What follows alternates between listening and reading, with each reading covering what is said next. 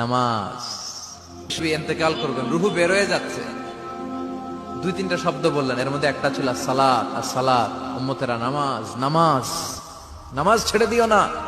ওমা মালাকাত ঈমানুহুম। মানুষ ইন্তেকালের আগে শ্বাস বের হয়ে যাচ্ছে, রুহু চলে যাচ্ছে, ওই মুহূর্তে কি জরুরি কথা বলে নাকি ফালতু কথা বলে? সবচেয়ে জরুরি কথাটাই তখন সে বলে যায়, ঠিক কিনা? কথা বলেন। বিষ্ণু বলেছিলেন নামাজ। তাহলে এই সালাতের গুরুত্ব আছে না নাই? সর্বপ্রথম এই সালাতের ব্যাপারে in the day of judgement আমাদেরকে প্রশ্ন করবে কে? এজন্য নামাজ, নামাজ, এই নামাজ যাতে মিস হয়ে না যায়। সব মিস হতে পারে, নামাজ মিস হতে পারে না। আল্লাহ তুমি বুঝার তৌফিক দান করো। হে বিশ্বাসীরা, পাপ হতে পারে, ভুল হতে পারে, অন্যায় হতে পারে, ওই অন্যায়ের উপর অটল থেকো না, আমার কাছে ফিরে আসো। কাম টু ইউর লর্ড, তোমার রবের দরবারে ফিরে আসো, ক্ষমার মতো ক্ষমা চাও, ক্ষমার মতো ক্ষমা চাইলে আমি সব ক্ষমা করে দেব। সুবহানাল্লাহ পড়েন। রব্বুল আলামিন বলেন, ইয়া আইয়ুহাল্লাযীনা আমানু তুবু ইলাল্লাহি তাওবাতান নাসুহা। ও বিশ্বাসীরা, ভুল করেছো, অন্যায় করেছো, পাপ করেছো, জুলুম করেছো, আমার কাছে ফিরে আসো, ক্ষমা চাও। ক্ষমার মতো ক্ষমা চাইলে সব গুনাহ মাফ করে দিতে পারে কে? পাপ নাই, গুনাহ করি নাই, এরকম কেউ আছি? কথা বলেন। কত পাপ করছি কোনো হিসাব আছে? পৃথিবীর কেউ না জানলেও জানে কে? আমাদের পাপগুলো ক্ষমা করে কে? চিল্লায় বলেন কে? আল্লাহ ডেকে বলে, গোলাম আমি হলাম গাফিরুয যামব কাবিলুত তাওব। আমার কাজ হলো ক্ষমা করা, আমার কাজ হলো তওবা কবুল করা। শয়তানের কাজ হলো ওয়াসওয়াসা দেওয়া, আমাদেরকে ভুল পথে নিয়ে যাওয়া। আর আমাদের কাজ হলো ভুল করে ফেলা, আল্লাহর কাজ হলো ভুলগুলো মাফ করে দেয়া।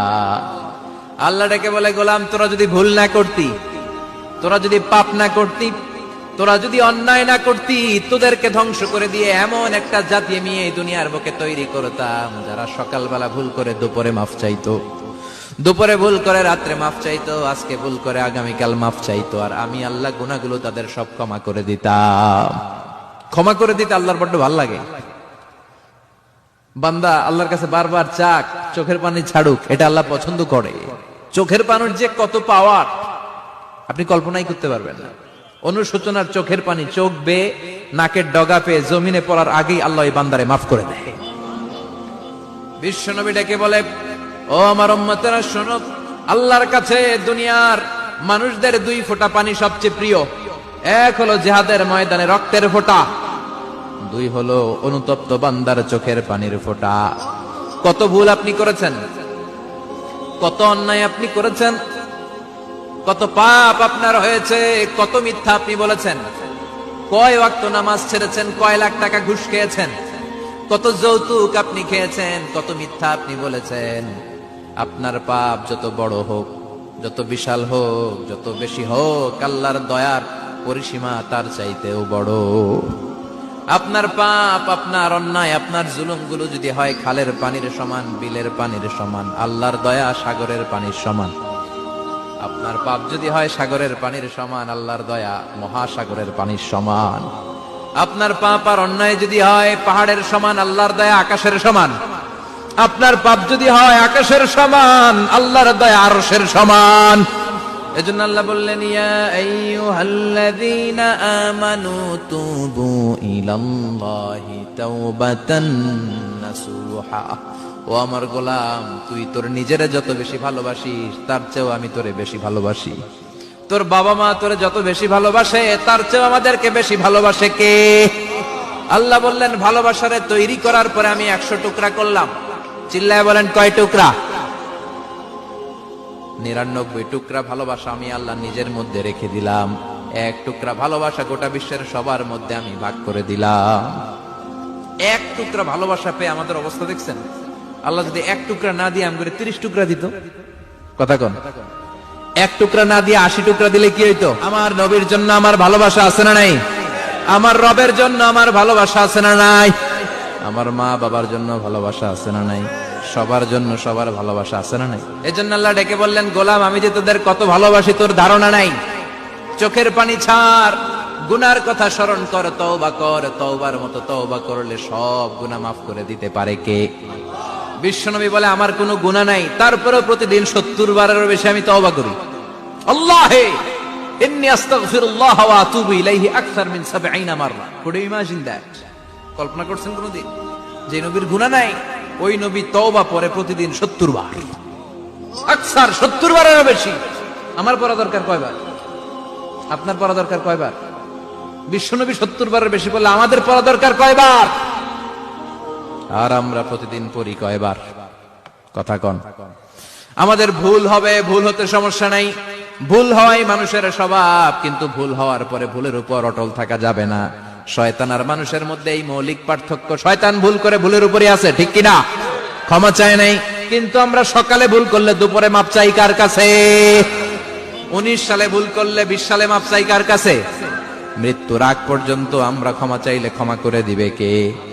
সব সময় 24/7 তওবার দরজা খোলা, দুইটা সময় ছাড়া। ভালো করে মনে রাখবেন, মুখস্থ ঠোঁটস্থ যেন থাকে। দুইটার সময় তওবা কবুল হয় না। চিৎকার করে বলেন কয় সময়? এক হলো বাদাল গারগারা, গারগারানি যখন আসে, মালাকুল মাউত যখন চলে আসে, মালাকুল মাউতকে যখন দেখে ফেলবেন তখন তওবা কবুল হবে নাকি? কথা কন। ফেরাউনের নাম শুনছেন? ওরা যখন আল্লাহ লোহিত সাগরে ডুবাইয়া পানি খাওয়াইতে লাগলো, পানি খাইতে খাইতে পেটটা হয়েছে এত বড়, আর পানি খাইতে পারেন। এরপর হাত তুলে কয় আনা মিনাল মুসলিমিন। কোরআনের আয়াত, আনা মিনাল, হাত তুলে কয় আমি মুসলমান। ফেরাউন না বলে মুসলমান, আমরা যাবো কই? কথা কও।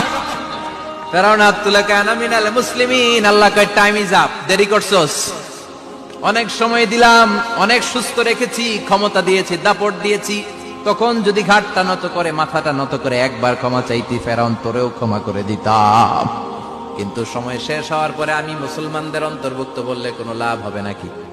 আল্লাহ বলল সময় নাই, সময় শেষ। কারণ মুসা আলাইহিস সালামের চাচাতো ভাই অনেক দাওয়াত দিল, জাকাত দে। কারণ কে জাকাত দিব না, এই সম্পদ আমি কামাইছি, আল্লাহ দেয় নাই। মুসা আলাইহিস সালাম বললেন তাহলে আযাবের অপেক্ষা কর, আযাব চলে আসে। আল্লাহ বলেন মুসা সেফ জোনে যাও, সরো, এখনই আযাব। ফাখাসাফনা বিহি ওয়া বিদারিহিল আরদ, পুরো ফাইয়ুমের জমিনটার আল্লাহ কাঁপিয়ে দিলেন, আর কারুনকে সহ পুরো সম্পত্তি তার জামিনের ভিতরে দাবিয়ে দিলেন। হাঁটু পর্যন্ত কারুন দেবে যায়, ভাবছে উঠে যাবে, কোমর পর্যন্ত দেবে যায়, ভাবছে উঠে যাবে, গলা পর্যন্ত যখন দেবে যায় আর সুযোগ নাই। কয় মুসা আমার সব সম্পত্তি তোরে আর তোর আল্লাহরে দিয়ে দিলাম, আমারে বাঁচা, আমারে সব সম্পত্তি তোর আর তোর আল্লাহর, আমারে খালি বাঁচা, চাচা আপন প্রাণ। আল্লাহ বলে সময় শেষ। তার মানে বাদাল গারগারা তওবা কিন্তু আর কবুল হয়। এই হলো একটা। নাম্বার 2, বাদা তুলুই শামস মিন মাগরিবিহা, প্রতিদিন চাঁদোলাতে সূর্য কোন দিক দিয়ে ওঠে? কথা কয় না? পূর্ব দিকে।